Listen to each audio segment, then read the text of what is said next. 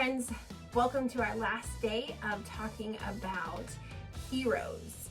And I just want to remind you, we've talked about so many great words over these past 2 weeks. We've talked about cooperation and respect and compassion, so many more words that help us to be heroes every day in our lives. And we've learned to be courageous. And I want to remind you that all of those things are done with God.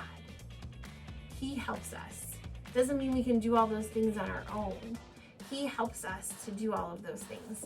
And today I want to talk to you about a great word that it's just great, so I'm going to share it with you. Generosity.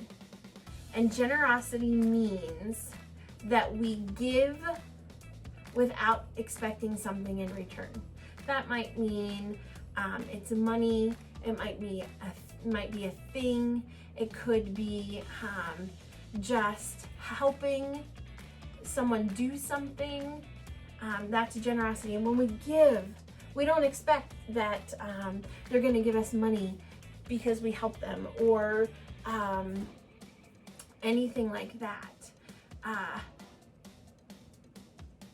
Generosity is, I kind of look at it, it's kind of like the overflowing of blessings that we can give to others. And let me just tell you, sometimes generosity might seem like it's a hard thing to do, but the blessing that you get from God in return for being generous to others, because it shows them love and kindness, and when you show love and kindness, you show people Jesus. You will be blessed. And so let me share with you a little bit. It's from John chapter 6, verse 1 through 15. And it is typically called the story of feeding the 5,000. And it starts where a great crowd had come, lots and lots of people had come to hear Jesus speak. And Jesus was teaching the people all afternoon, and the disciples had thought that it was time to send everybody home because they didn't have food to feed the people. And so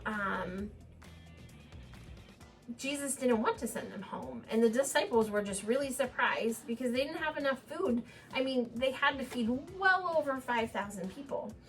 And then a disciple named Andrew saw a small boy with 5 loaves of bread and 2 fish. Well, that's surely not going to feed 5,000 people. And they asked the boy if he would share his lunch, and he did. And Jesus told the crowd to sit down in groups on the grass. And Jesus took the 5 loaves and the 2 fish, and he looked towards heaven, and he prayed for the food. And he started breaking the bread into pieces and giving the food to the disciples to hand out. Here's the crazy part. Every single person ate as much as they wanted, and there were 12 baskets of food left over. The small boy was generous. We don't know. Is that the only food he had? Did he have food to go home to? What would his parents say, that he gave away the food? But he was generous, and he shared the food that he had. And he had nothing was going to happen in return. And because he was generous, Jesus wasn't only able to feed a few people, but he fed over 5,000 people. Because one boy was kind and did something amazing for God.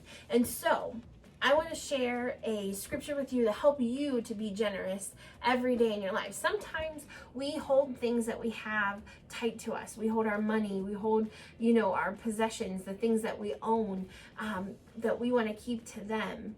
But we want to be generous with what we have. We want to be generous with our time, with the things that we have, with money, all those kinds of things. Because when we give generously, God can take what we did that might be this small, and he can make it huge, just like he did with the boys' loaves and fish. So if we jump into Proverbs chapter 19, verse 17, it says, whoever is kind to the poor lends to the Lord, and he will reward them for what they have done. So God gives us our rewards. And we are just generous to the people in our lives. Whether it's through time, whether it's through money, whether it's through helping, be generous. Because when you're generous, you're a superhero for God. So go be superheroes, do amazing things for him, and have a great day. We'll see you.